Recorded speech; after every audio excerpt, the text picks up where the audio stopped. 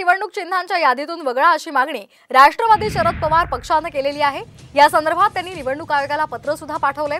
पिपाणी चिन्हामुळे आम्हाला लोकसभा निवडणुकीमध्ये फटका बसला अशी भूमिका राष्ट्रवादी शरद पवार पक्षाने निवडणूक आयोगाकडे मांडलेली आहे।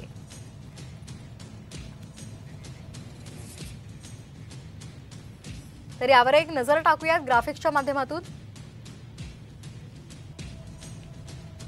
पिपाणीला 37,062 मतं साताऱ्यामध्ये मिळालेली आहेत आणि त्यामुळे शरद पवार गटाच्या उमेदवाराला 32,000 मतांनी पराभव स्वीकारावा लागला।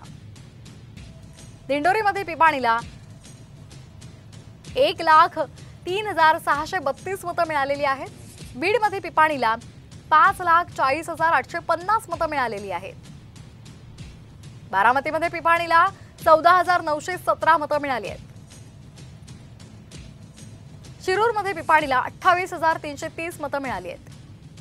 अहमदनगरमध्ये पिपाणीला 44,597 मतं मिळाली। माढ्यामध्ये पिपाणीला 58,421 इतकी मतं मिळाली आहेत।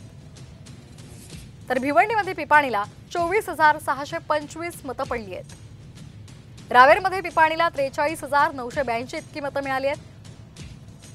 वर्ध्यामध्ये पिपाणीला 20,795 मतं मिळाली आणि त्यामुळे पिपाणी हे चिन्ह वगळा अशी मागणी निवडणूक आयोगाकडे शरद पवार यांच्या राष्ट्रवादीने केली आहे।